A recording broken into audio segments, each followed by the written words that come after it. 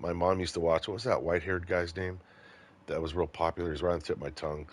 But those morning shows would start to be where people would kind of like push one agenda over another and kind of really get one-sided. And then the news people themselves started when I was older, like when I when I became a cop in those days. The news started getting super like if they had a political view at the station, they didn't fucking hint at it. They just put it right out there, man. This is right and that's wrong. And that is fucked up. That's not journalism, man. Journalism, I used to have a lot of respect for journalists. You go out, you get a That's story, Politico, is what it you, is. you report the story. It's just But that shit well, my doesn't concern, exist. my issue with the media is news mainly, like your local news. Yeah. Is it used to be when I was a kid? Is like, yeah, you would see some bad things, bad news, whatever it is. But half the time you hear about it's like, oh, this happened today. It was a great event, and Oh, they're good news. celebrating this and stuff like Yeah. that. So they had good and bad. Now it's just all bad, all Yeah. negative. Yeah, there's So, nothing positive. Yeah, they're not going to talk about some fucking great thing that happened. It's very rare. And if you and think I'm gonna about give you it, a prime there's more example. The one good that than pisses me bad. off the most, Go ahead. the one that pisses me off the most is the way the police officers be treated. So all you hear is like, oh, police officer shot somebody. How often you hear about the police officer like, yeah, he went and donated toys to this family that was in need, Which, which, or which, helped out this which, kid. yeah, which happens all the time. And I, back when the nations first started turning against cops after the Rodney King thing, that was kind of our mantra was, I would tell people who were like, oh, you guys are stormtroopers, you're Nazis. I saw what you did to that poor black guy on the news. And, I used to try to debate and try to educate people because I was working in Hollywood, very liberal city, and they didn't want to hear it. But I would actually, for a while, I'd take my time and I'd try to explain what you just saw, what we did, why we did it. And I remember one time, I think I might have told you this story, but this was when I realized that shit was really turning ugly. There was a serial rapist in the Hollywood Hills in the 90s, and all of us were looking for this dude. I mean, they had units assigned, literally plain clothes, to look for this motherfucker 24 hours because you just couldn't catch the guy. Breaking into big fucking mansions, dude, and raping, whether it was the housekeeper or the woman of the house, violent. Big fucking 6'4" black dude with a record a mile long. And would you believe that it's the sun is barely creeping up, and we're like, my partner's like, hey, you want to go up there and take a look for you know who? Well, I might as well. And as luck would have it, dude, we're driving down the street, creeping at fucking 10 miles an hour, but on the street with like mansions, Hollywood, the elitist. And as we pass this house, there's a fucking screen on the ground and a fucking black dude halfway in the fucking window, dude. And when he sees us, he jumps down, and it's the fucking dude whose mugshot is in every black and white in that fucking part of LA. We are watching the dude that is the most wanted motherfucker in that, and we couldn't believe it. Well, Kevin jumps. I'm driving. Kevin jumps out of the car, and the foot pursuit's on. But it ain't down the street. It's between the houses. So I'm making noise. It's the crack of dawn. I'm squealing tires because I'm talking to Kevin on the radio. He's telling me which direction the suspect's going. I'm sliding around the corner so I come around these huge blocks and then just in time to see this motherfucker popping over the fence. And then he'd fucking make a right and then Kevin would come over the fence. So it was just a lot of noise going on. And finally he goes to he's getting gas. He's getting tired and he's heading toward this big ass fence. Kevin ain't far behind him. I jump out of the fucking black and white. I'm running up. Kevin grabs him as he jumps up on this fence. The dude kicks Kevin. Kevin hangs on. Fucking I get there. Kevin and I both pull him off the fucking fence. And now the fucking it's people don't as sad as it is to cop haters, people that don't that know they're going to jail for like fucking life, and this is the three strikes days. This dude was not going to get out of prison. They don't just fucking give you their hands and fucking say you got me. It's rare. This dude fought like cuz for his life because it was his life.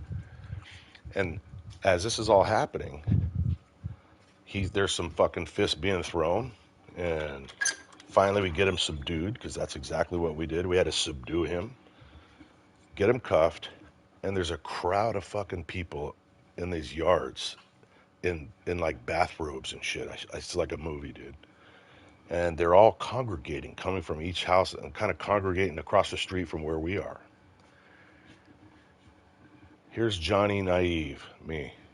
I'm thinking that literally, I'm just admitting to you, I'm a hero. Kevin and I are heroes. We just caught the fucking dude that the whole city's terrified of. And I'm waiting for my fucking standing ovation from the crowd. And then it starts, you know, you jackbooted thugs, we saw you hit that man. And I remember I thought I heard wrong. And I literally was, I wish I could have seen the look on my face. Like, what? And then now they're yelling. The fucking, these all white, 100% of them. And they start yelling about how abusive we are. And this is post Rodney King. And so like a dumb fuck, dude. This makes my hair stand up, even right now. Kevin is like, what the fuck? And, so I say, hey, put him in the car. I want to talk to these people. Kevin puts him in the back seat. I go up to this crowd of fucking people. And I'm like, hold on, ladies and gentlemen, hold on a second. Oh, what are you going to do? You're going to beat us up too? I'm like, hold on a second. I said, you realize who this is, right? This is the rapist. No, it doesn't matter who it is. No human being deserves to be hit. Literally. And I said, well, hold on a second. And finally, I'm like a dick, dude. I'm trying to explain to these people. And I go, like this loudest lady, I'm like, ma'am, you see everything on my belt? Not one thing here is designed to make somebody feel comfortable. This is for when people don't want to go to jail. And I don't know if you noticed, but did you see that guy kick my partner right in the chest? And he still got a footprint on it. And did you see that guy's arms flying? That guy was not giving up as required by the law. He wasn't surrendering. He was fighting for his freedom. And they just wouldn't have it, dude. They were cutting me off. And finally, I remember walking away, and I was just like a little fucking kid, dude. I was shocked. I was like, holy fuck, man. We just did something really great, and they think we're the bad guy.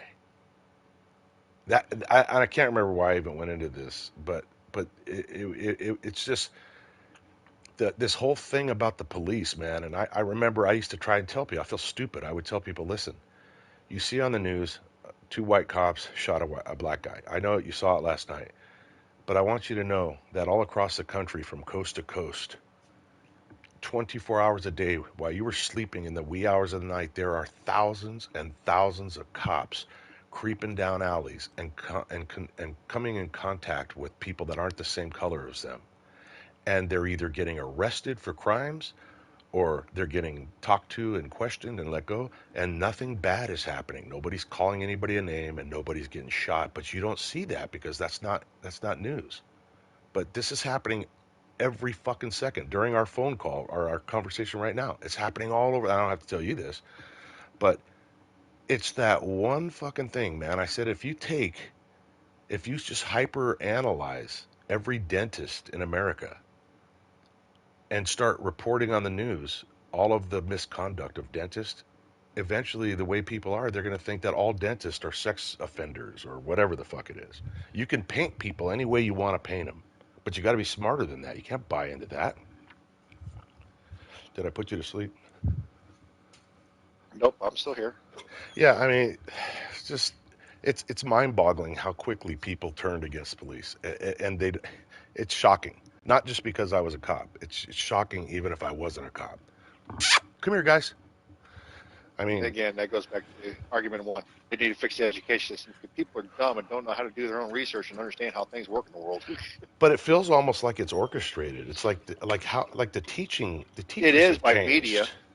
Yeah, but even the Well, teachers, dude, it's like teachers are literally, look how many teachers are politically driven in the way they teach. It's like and again, that I goes don't to the first argument being, and I'll go a little bit deeper.